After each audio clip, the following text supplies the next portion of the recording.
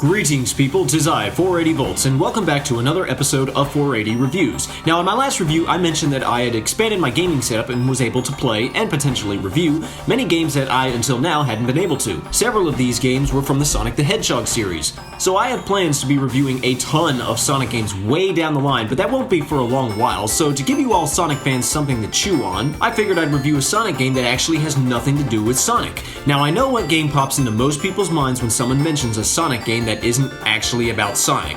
Don't worry, I'll get there eventually. For this video, we're talking about that other not-so-Sonic game, Knuckles Chaotix. This game doesn't get much in the way of positive criticism, for one, because not a whole lot of people have actually bothered to play this game, and two, the scarce few that didn't really like it. The reason why so few played it in the first place has to do with the system the game was released on, the Sega 32X. Now, for those of you that don't know, the 32X was an add-on for the Sega Mega Drive. Like the Sega CD, this add-on brought beautiful and glorious 32-bit graphics and music to your Genesis/Mega Drive/whatever you want to call it. But unlike the Sega CD, this was still a cartridge-running system. To say that the 32X was a flop would be something of an understatement. The thing is, many developers were aware that newer and better consoles like the Sega Saturn, Sony PlayStation, and Nintendo 64 were on their way, and saw little point in making games for what they believed to be a technological dead end. In fact, this game, originally released in 1995, is literally the only game in the system that I know anything about. But to be fair, my knowledge of Sega games doesn't really expand much beyond that of Sonic. This is going to come as a surprise to you. Well, maybe not so much if you've seen my reviews of Mega Man 2, Final Fantasy VII, and Ocarina of Time and have thus figured out that my own opinions of games do not always align with the vast majority of people, but I actually really enjoy this game. The footage you see is not a blind run. I first played this game about 4 or 5 years ago, and this is like my third or fourth time playing through it. It is a game that I do enjoy occasionally going back to. Why? Well, I'm glad you asked. Let's take a look. The story is nothing special. Basically, Dr. Robotnik is evil and you have to stop him. Also, Metal Sonic is scary and you have to stop him too. Yeah, how about that? Metal Sonic popping up more than once. In point of fact, this game marked his 4th appearance in a Sonic game, if this game can truly be considered as such. Oh, you thought Sega didn't start milking this guy until the last decade because he was largely absent from the franchise during the mid-2000s? They were doing this all the way back during the 90s. Now, I keep saying that this game isn't really a Sonic game. What I mean by that is you never actually play as Sonic. In fact, he never once shows his ugly mug until the very end of the game, along with Tails, as if the two of them actually contributed to anything during this adventure. Instead, the story follows a group, for lack of a better word, called the Chaotix. I don't know what these guys actually do in this game, but as most people probably remember, in Sonic Heroes they were private detectives. In this game, the Chaotix consists of our old buddy Knuckles the Echidna, Mighty the Armadillo, Espio the Chameleon, Charmy Bee, and Vector the Crocodile. Find the computer room! Yeah, that Vector the Crocodile. Most people who have followed the 3D Sonic games ought to know who Espio, Charmy, and Vector are, and this game marked their debut appearances, but what about Mighty? What you may or may not be aware of is that this was actually his second appearance in a Sonic game. The first was in a 1993 arcade title known as Sega Sonic the Hedgehog, in which Mighty and a flying squirrel named Ray co-starred alongside Sonic as replacements for Knuckles and Tails respectively.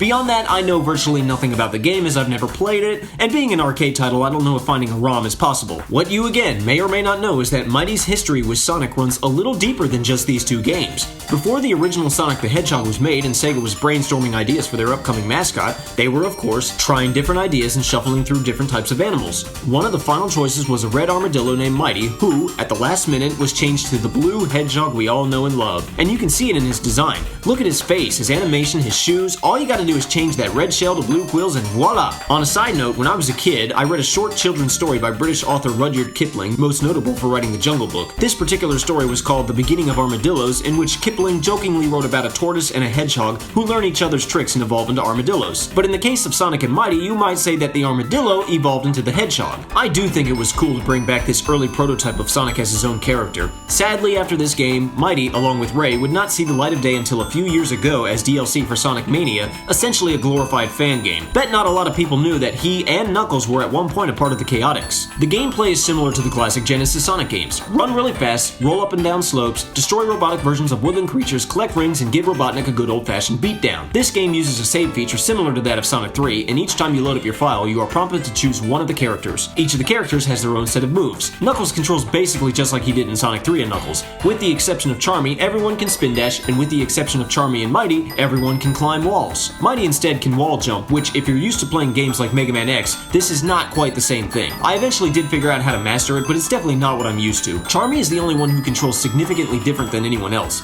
He doesn't spin dash, he doesn't really jump, and he doesn't have a curl animation. Basically, when you press the jump button, he will dash forward in whichever direction you're pressing the D-pad. He does this in all 8 directions, thus allowing him to fly. Even though the characters do control differently from each other, the level design really kind of makes those differences insignificant. You would expect there to be some areas that only Knuckles could reach by gliding or Charmy by flying, but not really. Most of the stages involve basic Sonic platforming with a slight emphasis on reaching higher areas. Climbing or wall jumping is what you'll be doing most here. As for who is best suited with this, I personally prefer SBO. He starts climbing rather slowly, but after a second or two he'll accelerate in speed and just scale that wall like the lizard he is. Vector has an air dash, but like Knuckles' glide, it isn't really that useful, and he climbs walls differently than the rest. I don't know how to explain it, it just feels different, and I don't really care for it. Charmy sounds cool at first. After all, who needs platforming when you can just fly over the level? But honestly, I don't much care for him either. He takes a long time to descend unless you hold down on the D-pad, and his inability to jump normally just makes him feel a bit too awkward for my taste. I would say the same for his inability to spin dash, but honestly, the spin dash in general feels kind of useless in this game. I don't know if any of the characters are actually faster than each other, but Mighty felt faster to me than Knuckles, although that could have been my imagination. Now let's talk about the main thing that seems to bring this game down for most people. I'm sure you've noticed by now how our characters seem to be tethered together. After the intro stage, and after any time you load up your save file and choose your main character, instead of going straight into the next stage, you are taken to a small hub room where one of the things you must do is choose a character to be your partner for the next stage. Your partner controls sorta kinda not really like Tails from Sonic 2 and 3, in that he executes whatever command you input a second after you do. You jump, he jumps, you duck, he ducks, etc. But the big innovation this time is the fact that you and he are forever tethered together. So now when you move, you'll be dragging him behind you. This can feel a bit awkward at times, as when you start running, you're always going to reach top speed a little bit before he does, and in that moment you'll start dragging him forward, which has the expected effect of slowing you down a bit. This is one reason why the spin dash feels useless. That instantaneous burst of speed can be just as quickly impeded by the ball and chain behind you. And sometimes one of you might land on a higher platform while the other swings around like a freaking pendulum. And sometimes it's possible to launch yourself in the air while the two of you are moving at completely different speeds, resulting in instances like this. I question the physics behind that. Pressing and holding the B button causes your partner to stop dead in their heels. Seriously, you can't pull your partner so much as an inch during this. It looks so funny with someone like Little Charmy holding back big ol' Vector. How is this even possible? The tether itself acts like a rubber band, and while your partner is locked, you can run so far before it reaches its maximum stretch limit. Don't worry, it'll never break, but if you let up on the B button, your partner will snap forward. If you press and hold the B button while standing right next to your partner, you can pick them up and carry them with you. This is a nice way to achieve running speed normally, as you don't have that conflicting acceleration problem holding you back, and you can also use them as a means to take out enemies. Then when you release the B button, you'll throw them forward in whichever direction you're facing. Another reason I don't much care for Charmy, he can't throw enemies very far due to his smaller size and strength.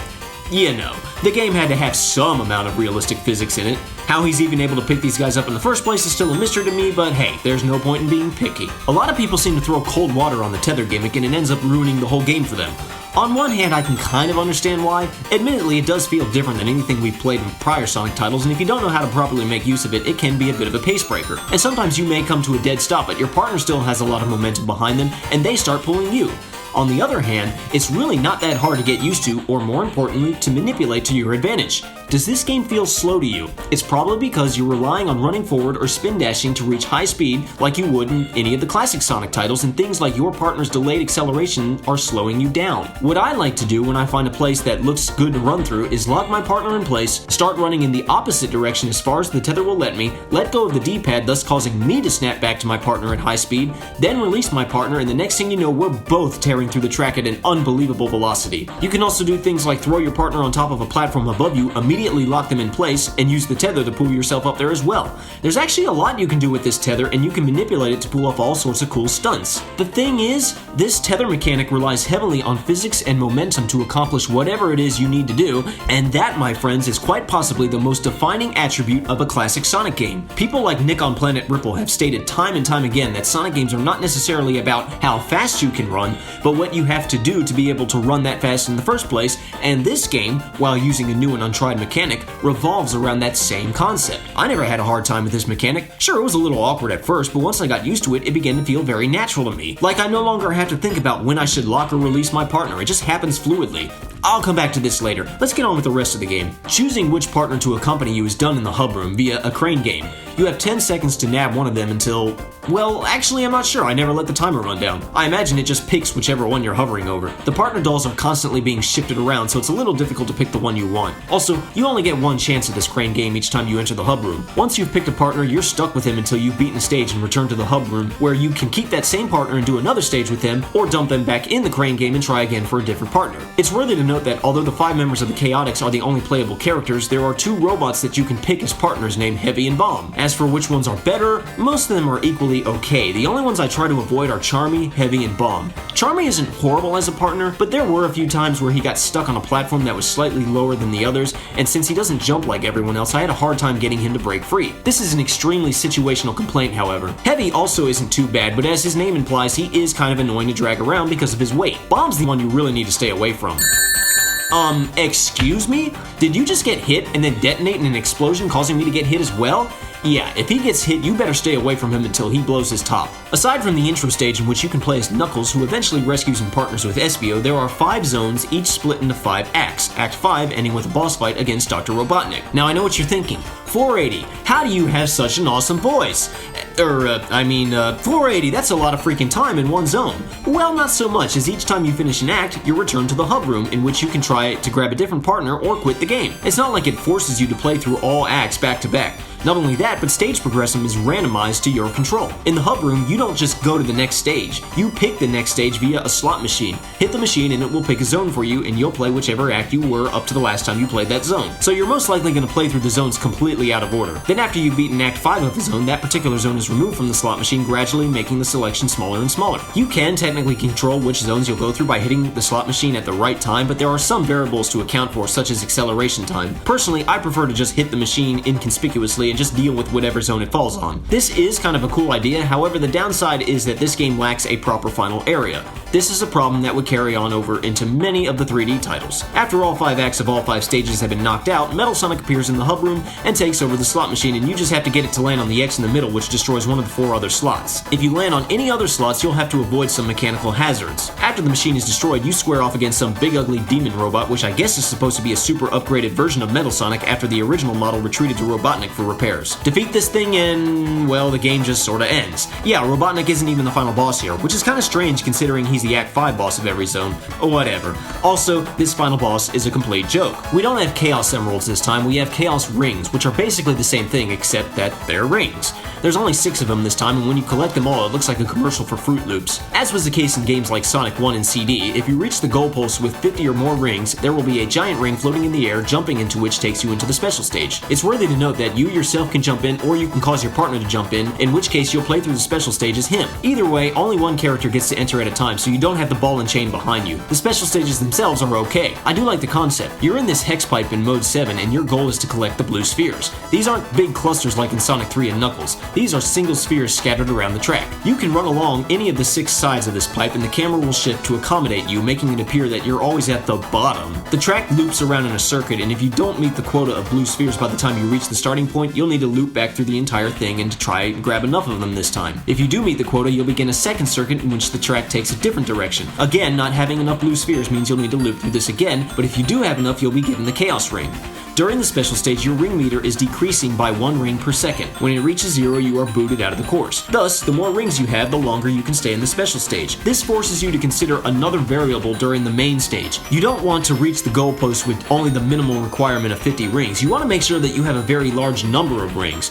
Now, there are rings in the special stage itself, quite a good bit of them too, but they don't respawn after you've collected them, so keep that in mind if you're forced to loop because you didn't get enough blue spheres. There are also obstacles that cause you to lose some rings when you hit them, and pits that you have to watch out for. Falling down a pit ends the special stage, and there are bumper spheres that knock you backwards. I really do like the idea of the special stages, and some of them have actual platforming in them, but the depth perception seems a bit off, and it can make it a bit tricky to dodge obstacles, collect spheres, and jump over pits. As for what your reward is for collecting all 6 Chaos Rings, I think the only thing that happens is the ending shot shows Sonic and Tails with the Chaotix. Big whoop. As was the case in Sonic 3 and Knuckles, there are giant rings hidden in certain locations of stages as well. These lead to bonus stages. The bonus stage consists of you falling down a vertical shaft, and your goal is to collect as many rings and point boxes as possible. The ring counter decreases just like it does in the special stages. There are also exit boxes, which you can leave the bonus stage by touching. I'm gonna be honest, these stages feel completely pointless to me. There's no actual reward except for the rings, but since the counter is constantly going down, the longer you're in these stages, the fewer rings you'll probably have when you leave. Most of the time, I'll leave the bonus stage with fewer rings than I entered with, so I pretty much just avoid these altogether. There are a few power-up monitors worth mentioning. Most give you some temporary buff or status that lasts a good 40 or 50 seconds. The up arrow increases your size or your partner's size depending on who grabbed it, the down arrow decreases the size, and the swap arrows swaps you and your partner with each other, allowing you to temporarily play as your partner. This is the only way in which you can actually control heavy or bomb. There's also a monitor that cycles through each of the remaining characters' faces, allowing you to temporarily have a different partner. And of course the shield, which is self-explanatory. Rings work for the most part like they have in prior Sonic titles. There are a few things to note, however. When your partner gets hit, you lose one ring from your overall total, which you should not have any trouble picking back up before it bounces off screen. If you yourself get hit, then you lose all of your rings, just like in the previous titles. Interestingly enough, there is a monitor with a blue ring on it, and when you grab it, you'll see a blue ring icon at the bottom of the screen until you either finish the act or get hit. When you get hit while holding this icon, only one ring will bounce around, but it's extra shiny and sparkly, and your overall counter will have gone completely to zero. What has happened is that all of your rings are stored in this extra shiny ring, and if you pick it back up, you'll get all of your rings back. If you wait too long, however, it will explode into many rings like when you normally get hit. I like this, it's a second chance at holding onto your rings. It's always been frustrating in Sonic games when you accumulate a ton of rings, like in the hundreds, and you take one hit and your counter goes to zero, but only 20 of them are seen bouncing around, and you'll probably only be able to retrieve a dozen or so. This allows you to get them all back. Not that collecting 100 rings is actually worth anything aside from ensuring more time in the special stages. There is no life system in this game, so collecting 100 rings seems almost pointless now. If you die, you'll get booted back to the hub room and will have to start that zone's act over again the next time you select it from the slot machine. Thankfully, it's really hard to die in this game. If you get hit with absolutely no rings, you lose your partner. Eventually they'll respawn, but it definitely takes longer than it took Tails in previous titles. During this time when you have no partner, if you get hit, you die, but only if you didn't pick up any rings. So you really don't have to worry about dying unless you're in a boss fight and are constantly being attacked. Last thing to note about rings, pressing the A button teleports your partner to your side at the expense of 10 rings. This is useful if they get stuck on some other platform out of your reach, but just keep an eye on your ring counter. If you do it with less than 10 rings, your counter will actually go into the negatives, making it take that much longer to fill back up. Only other thing I can think of that's worth mentioning is that badniks do not release woodland creatures anymore. Instead, they release gray rings. These are not rings that you can collect. Even bosses will drop a big gray ring. I guess it's just a piece of the internal mechanism, but I kinda like the good old days when badniks were housing innocent little animals. And that's all I have to say about gameplay. The graphics are quite nice. This game's general art style is much like the Genesis days, but with 32-bit graphics, everything looks brighter and more polished. The character models for Knuckles and Robotnik look more detailed and polished, and the backgrounds are bright and colorful. Even the rings look brighter and shinier than before. I especially like how if you get hit while holding a large number of rings, you'll see a good bit of them scatter and disappear into the backgrounds, never to be seen again. Makes getting hit look more impactful. The music was composed by Junko Shiratsu and Mariko Nanba. I don't know anything about Junko Shiratsu, but I am somewhat familiar with Mariko Nanba's work with the Sonic franchise. She's had a hand in the soundtracks of a few 3D Sonic titles, including the infamous Sonic 06. Even though that game was a failure of epic proportions, most people tend to agree that the music was quite good, and some of the highlights of that game's soundtrack, in my opinion, come from Nanba's contributions, as well as her work with Sonic Colors. To me, her music doesn't seem very Sonic-y, if that makes any sense, but it's still well composed. I don't know how much of a hand in this soundtrack she had, but the music here definitely sounds like something you'd come to expect after playing games like Sonic 3 and Knuckles. Everything just sounds so zany, for lack of a better word, as most classic Sonic games do, and everything is pretty bouncy and upbeat. I especially like how the hub room has one theme, but there are several different versions of that theme. All in all, it's a very fitting soundtrack that I find most enjoyable. What do you think, Vector? Alright, he digs it. This game has a poor reputation. It almost falls into the kind of category that games like Mega Man 5 and Final Fantasy 5 fall under, where they just sort of exist and no one really talks about them. The difference here is that when somebody actually does bother to talk about this game, they usually dog it and bash it. Now, everyone's entitled to their own opinion, of course, and my own opinion is not somehow more valid than yours, but it just seems kind of unfair when people bash this game because it always seems to be about the tether mechanic. And I just don't think that that particular gimmick is so bad that it makes the game unplayable or drags it down to barely enjoyable. I like this game in part because of the tether gimmick. Like I said earlier, it relies on physics and momentum, which is consistent with every classic Sonic game, and maybe I'm wrong, but it seems to me like people who don't like this gimmick just aren't used to it and never fully allow themselves to understand it. When you factor in everything else, the music, the graphics, the level design, the boss fights with Robotnik and Metal Sonic, and learn how to properly manipulate the tether mechanic, you might find that you are playing one of the most Sonic-like games that doesn't even have Sonic in it. Of course, this is only my opinion, and my opinion plus an empty box is worth the box, so there you go. And you have to give credit to Sega for not introducing an awkward gimmick like this into a main Sonic game. Here they played it safe by doing it in a side game, so it's not like this game can somehow ruin the franchise for you. Honestly, I feel bad for Sega at this point. The whole reason behind creating Sonic in the first place was to be able to compete with Mario. Sorry, but Sonic will never achieve the kind of status that Mario has because Mario can literally do anything. Nintendo has proven time and time again that whatever they slap Mario into just sort of works. Platforming, racing, RPGs, sports, even beat-em-ups, Mario can do it all. He's one of the most versatile and adaptable characters ever. Sonic, on the other hand, can only get away with one thing: running really fast. Yes, his gameplay has changed dramatically over the years, but it all revolves around making him run fast, and anytime Sega dares to step out of that comfort zone, anytime they try to expand his gameplay beyond mere speed, they're met with negative criticism from the fans. Whether they try to put him in a car, turn him into a monster with beat-em-up gameplay at night, throw him into a Mario Galaxy-style level design, or even something as simple as giving him a sword, the fans all but scream bloody murder. They have made it clear that they don't want Sonic to do anything but run as fast as he can.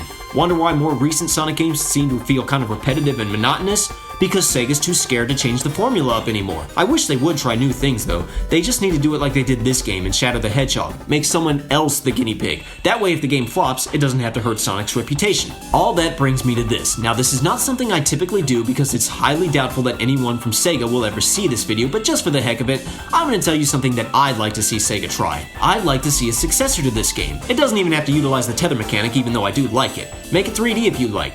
I want to see another game that revolves around the Chaotix. The only other time Vector, Espio, and Charmy were playable, at least in a main Sonic title, was Sonic Heroes, and in that game everyone was basically clones of each other. Since then, they've appeared in games like Shadow, Generations, and Forces, doing nothing but cheering us on from the sidelines. Let's give these guys their own unique playstyles. Throw Knuckles back in there. This was the only time he was ever a member of the Chaotix, and I found it intriguing. Honestly, when was the last time Knuckles was truly playable before Sonic Mania? The last time I remember was Sonic and the Black Knight, and that was like 12 years ago. Throw Mighty in there too. He and Ray have been absent for 20 years before Mania. Heck, throw Ray in there too. At this point, why not? Make some complex platforming sections with Knuckles, big walls and cliffs that he can climb up and glide off of, maybe giving him some close combat beat-em-up elements as well. Give Mighty the ability to block projectiles off the backside of his armor by crouching, much like Link's shield in Ocarina of Time. Give Ray and Charmy some glorious flying sections. Maybe give Charmy a stamina meter that he has to keep filled with nectar from nearby flowers. This may sound odd, but throw in some Metal Gear Solid-like gameplay for Espio, where he has to camouflage himself to avoid being seen by enemies or search towers. 3D Sonic games have been somewhat lacking in underwater gameplay, so why not include some cool underwater stages and make Vector a total beast underwater and somewhat sluggish on dry ground? I feel like there's a lot you can do with these guys. I mean, you bring them back occasionally and they just cheer us on like so many other characters that were once playable in the Sonic universe. Espio, Vector, Charmy, Silver, Blaze, Cream, Shadow, Rouge, Amy, Knuckles, and even to some extent Tails. They've all been reduced to glorified cheerleaders at this point, while Sonic is the only actual player. It's time to change that. And to everyone who says that this will just alienate the fans and turn away potential players because, as I said earlier, Sonic fans don't like change,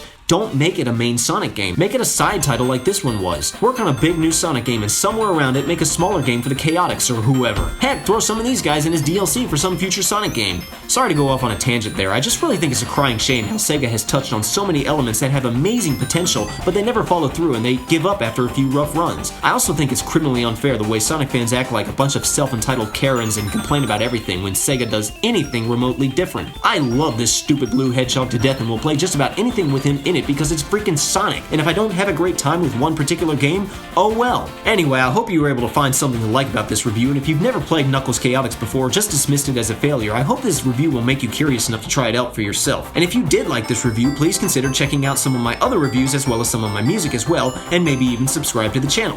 Thanks for watching. Pieces.